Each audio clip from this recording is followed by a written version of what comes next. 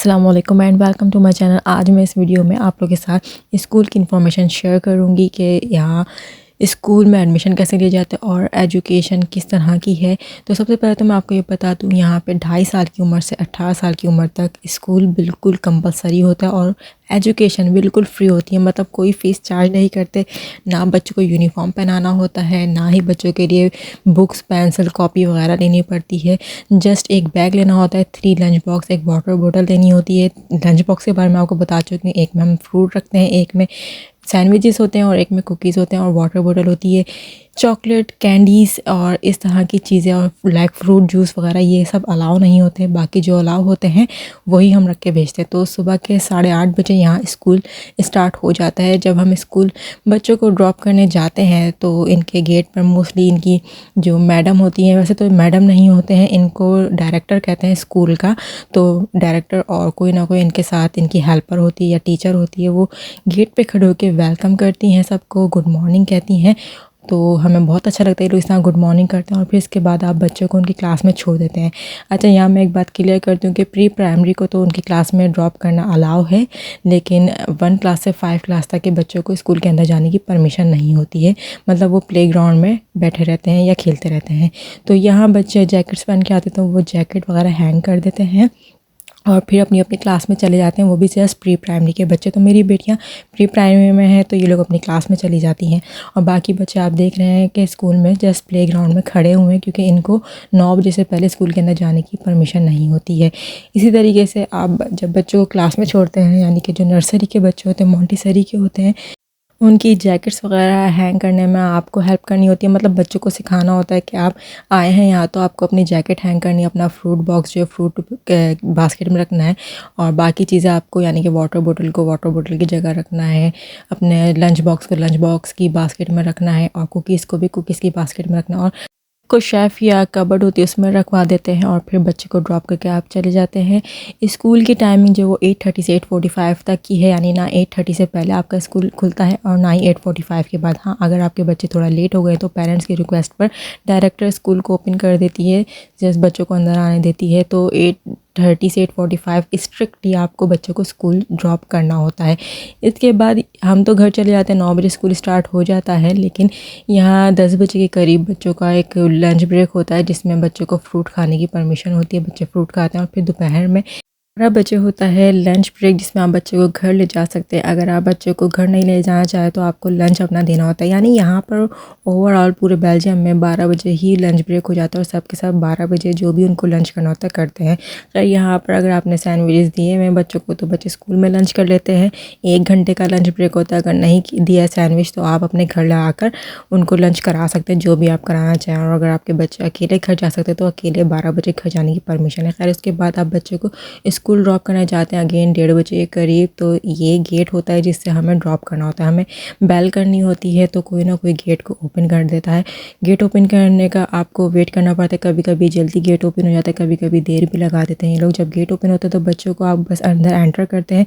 जो भी कोई हेल्पर होती है, अगर आपके बच्चे छोटे हैं तो वो उनको उनकी क्लासेस तक पहुंचा देती है और अगर बड़े बच्चे हैं तो वो खुद ही अपनी क्लास तक चले जाते हैं। खैर, यहाँ प्लेग्राउंड में ब्रेक तक बच्चे खेल रहे होते हैं और बच्चे यहाँ बहुत एंजॉय करते हैं। इसके बाद 2-2:30 बजे के करीब जो है एक और ब्रेक होता है, इसमें बच्चे कुकीज़ खाते हैं और फिर बच्चों की 3:20 पे छुट्टी हो जाती है। जब छुट्टी होती है तो फिर हम 5-10 मिनट पहले ही स्कूल बच्चों को लेने पहुंच जाते हैं। यहाँ आप देख रहे हैं कि किसी पेरेंट्स पहले से आके खड़े हो जाते हैं। यहाँ हमें गेट पर खड़ा होना होता है, वेट करना होता है कब स्कूल की बेल बजे और कोई हेल्पर वगैरह या डायरेक्टर जो है वो आकर गेट ओपन करे और फिर हम अपनी अपनी क्लास में बच्चों को लेने के लिए जाएँ। जब गेट ओपन हो जाता है तो फिर ये गुड आफ्टरनून हमें कहकर गेट खोलते हैं और हम बच्चों को उनकी क्लास से लेते हुए वापस जो अपने घरों की तरफ निकल जाते हैं। बच्चे जो भी हैं आपके सबको अपनी क्लास से लेना है। वैसे अगर आपके बच्चे खुद घर आ सकते हैं तो ये आपके बच्चों को जाने देते हैं। मोस्टली तो ये होता है कि पेरेंट्स ही लेने आते हैं 5 क्लास तक बच्चों को घर स्कूल से घर लेने के लिए और फिर वापस बच्चे साइकिल वगैरह पे भी आना जाना कर सकते हैं, कोई प्रॉब्लम नहीं है। 20 तक यहाँ स्कूल की छुट्टी हो जाती है जी। बहुत लॉन्ग टाइमिंग होता है स्कूल का, लेकिन बच्चे बहुत थक जाते हैं। बट वेडनेसडे को इसीलिए ये लोग हाफ डे रखते हैं। अगर 3:30 बजे तक पेरेंट्स जो है वो बच्चों को लेने घर स्कूल नहीं पहुँचते हैं तो बच्चों को नाबी वॉकिंग में ले जाते हैं। नाबी वॉकिंग ये होता है कि लेट पेरेंट्स होते हैं जो उनके बच्चों को थोड़ी देर के लिए 1 घंटे आधे घंटे के लिए जब तक पेरेंट्स नहीं आ जाते उस वक्त तक एक हॉल में रखा जाता है। बहुत से पेरेंट्स ऐसे होते हैं जो दोनों ही जॉब कर रहे होते हैं, तो इसकी रीज़न ये भी होती है। और कुछ पेरेंट्स ऐसे होते हैं जो शॉपिंग पर निकल जाते हैं और वो सोचते हैं कि बच्चों को बाद में ले लेंगे, क्योंकि ऐसा हमें एक ने बताया था कि वो शॉपिंग पे चली जाती हैं और बच्चों को देर से लेती हैं। तो बेसिकली बच्चों को, जो छोटे बच्चे हैं, इतनी देर तक स्कूल छोड़ना मुझे पसंद नहीं, इसलिए मैं तो ऑन टाइम पहुंच जाती हूँ बच्चों को स्कूल लेने के लिए।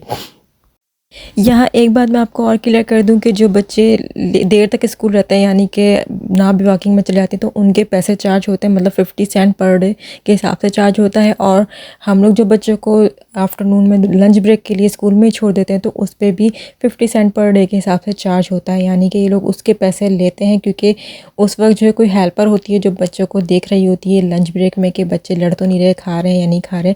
सो ये जो है, जो भी लंच ब्रेक है और जो नाबी वॉकिंग है उसके पैसे चार्ज करते हैं ये लोग। मैं ये बताती हूँ कि स्कूल में एडमिशन कैसे होता है। जब बच्चे 1.5 साल का हो जाता है तो यहाँ एजुकेशन डिपार्टमेंट की तरफ से आपको लेटर आता है घर पर कि बच्चे का एडमिशन कराएं। ऑनलाइन जाकर हमें कराना होता है इनकी वेबसाइट से, तो हम एडमिशन करा देते हैं। स्कूल खुद सेलेक्ट करते हैं और स्कूल सिलेक्शन के बाद स्कूल वाले हमें लेटर सेंड करते हैं, यानी कि इन्विटेशन लेटर होता है। और फिर हम उस लेटर के साथ स्कूल जाते हैं और फिर बेसिक सी फॉर्मेलिटीज़ पूरी करते हैं, उनको इन्फॉर्मेशन देते हैं और बच्चे का एडमिशन हो जाता है। साल भर पहले यहाँ बच्चे का एडमिशन हो जाता है और जब 2.5 साल का बच्चा होता है तो स्कूल जाना शुरू हो जाता है। 2.5 साल से बच्चों का स्कूल स्टार्ट हो जाता है, लेकिन ये स्कूल कंपलसरी नहीं होता है। स्कूल जो है वो 5 ईयर पर जब बच्चा होता है तब स्कूल कंपलसरी होता है। 5 ईयर यानी कि जब बच्चा जो है KG 2 क्लास में चला जाता है तो कंपलसरी होता है। जी, इन्होंने KG 2 क्लास का स्कूल अब कंपलसरी कर दिया है, पहले ऐसा नहीं था। टीचर ने हमें बताया कि कोई छुट्टी अलाउ नहीं है, बच्चे को फुल डे स्कूल आना है। बाकी 2.5 साल में जो स्कूल स्टार्ट होता है वो मॉन्टेसरी स्कूल होता है और 2.5 साल के बाद 3 ईयर्स पे वो नर्सरी स्कूल स्टार्ट हो जाता है। यहाँ मैं आपको एक बात क्लियर कर दूँ कि अगर बच्चे जो है मॉन्टेसरी और नर्सरी एक साथ पढ़ता है तो वो साल भर के बाद जो है अगर अपनी एज के हिसाब से जो है वो KG 1 क्लास में चला जाता है। यानी इसका मतलब ये कि जैसे बच्चे की एज हो रही है और वो अगर जो है नर्सरी उसने नहीं पढ़ी है तो ये उसको मतलब कंपलसरी नहीं कहते हैं कि नर्सरी कंपलसरी पढ़े, क्योंकि वो मॉन्टेसरी और नर्सरी में ऑलमोस्ट एक जैसी तालीम देते हैं। मॉन्टेसरी में कुछ नहीं होता है, जस्ट बच्चों को खेल कूद करना और एक्टिविटीज़ में बिज़ी रखना सिखाते हैं, लेकिन नर्सरी में भी इतना ख़ास कुछ नहीं होता, कलरिंग वगैरह सिखाते हैं, बच्चों के साथ खेल कूद करते हैं। तो इस तरह से बच्चे जो हैं खुशी खुशी स्कूल जाते हैं। एक हफ़्ता जो बच्चा रोता है स्कूल जाते वक्त, वो एक हफ़्ते बाद बिल्कुल ठीक हो जाता है, क्योंकि टीचर्स यहाँ बहुत फ्रेंडली रहती हैं, बच्चों के साथ खेल कूद भी करते हैं, प्यार से रहती हैं। मेल टीचर्स भी होते हैं और मेल टीचर्स भी बहुत फ्रेंडली होते हैं, बहुत अच्छे से बच्चों के साथ रहते हैं, कोई मारपीट नहीं होती बच्चों के साथ यहाँ पर। शायद इसीलिए बच्चे यहाँ खुशी खुशी स्कूल जाते हैं। लेकिन KG 1 और KG 2 से बच्चों के ऊपर थोड़ा सा बर्डन स्टार्ट हो जाता है। मतलब KG 1 में उन्हें काफ़ी चीज़ें सिखा दी जाती हैं वर्बल, और KG 2 में उन्हें लिखना सिखाया जाता है और पढ़ना भी सिखाया जाता है, जिसकी वजह से उन पर थोड़ा बर्डन आ जाता है। और 1 क्लास से यहाँ पर एकदम स्ट्रिक्ट स्कूल स्टार्ट हो जाता है, यानी बिल्कुल कंपलसरी स्कूल है, एक भी छुट्टी आप नहीं करा सकते।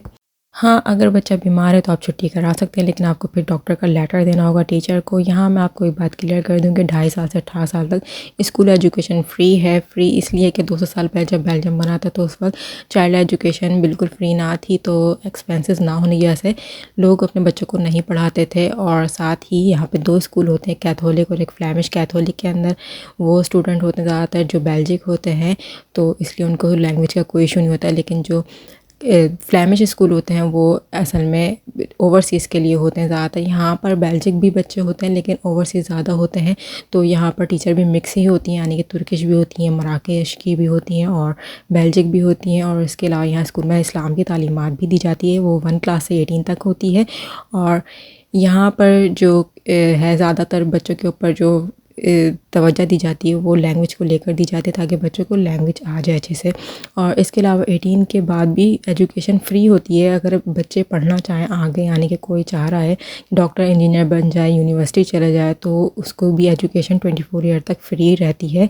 लेकिन अगर बहुत से स्टूडेंट का ये होता है कि 18 तक पढ़ते हैं और उसके बाद एजुकेशन मतलब मज़ीद एजुकेशन हासिल नहीं करते, कि 24 ईयर्स तक आपकी एजुकेशन फ्री है यहाँ अगर आप पढ़ना चाहें आगे तो। लेकिन ज़्यादातर जो लोग होते हैं यहाँ पर स्टूडेंट्स होते हैं वो 18 के बाद जॉब स्टार्ट करते हैं। वैसे जॉब यहाँ 15 की एज से अलाउ है, लेकिन ज़्यादातर जो स्टूडेंट्स होते हैं वो 18 की एज में जॉब स्टार्ट कर देते हैं। इनके बाद बहुत कम बच्चे एजुकेशन हासिल करते हैं और इसकी मुझे ये रीज़न नज़र आती है कि 18 तक बच्चे पढ़ पढ़ के विदाउट एनी गैप इतना थक चुके होते हैं, क्योंकि बहुत लॉन्ग टाइमिंग होती है स्कूल की। क्योंकि 6 क्लास से जो स्कूल स्टार्ट होता है वो 5 बजे तक का होता है। जी हाँ, 5 बजे तक होता है। कभी कभी वो 9 बजे स्टार्ट होता है स्कूल, कभी 10-11 बजे भी स्टार्ट होता है, लेकिन बहुत लॉन्ग स्कूल होता है। तो बच्चे इतना थक जाते हैं कि 18 साल के बाद ज़्यादातर जो बच्चे होते हैं वो जॉब करने का वो प्रेफर करते हैं। बहुत कम बच्चे ऐसे होते हैं जो आगे मज़ीद पढ़ते हैं, डॉक्टर इंजीनियर बनते हैं। पाकिस्तान में आपको पता है कि मैट्रिक के बाद 6 मंथ्स का गैप आ जाता है, एफएससी के बाद 6 मंथ की छुट्टी मिल जाती है और फिर बीए के बाद भी 6 मंथ की छुट्टी मिल जाती है। तो इस तरीके से वो रिलैक्सेशन के लिए काफ़ी होता है, लेकिन यहाँ बच्चों को बिल्कुल भी गैप नहीं मिलता है। बस समर वेकेशन मिलती हैं 2 मंथ्स की, उसके अलावा कंटिन्यूसली पढ़ाई। तो ज़ाहिर सी बात है बच्चों को तो थक जाना है जी। ये लॉन्ग डे स्कूल बहुत होता है, बच्चे बहुत जल्दी थक जाते हैं। तो मुझे भी थोड़ा सा गुस्सा आता है कभी कभी, ये लॉन्ग डे बहुत है स्कूल का।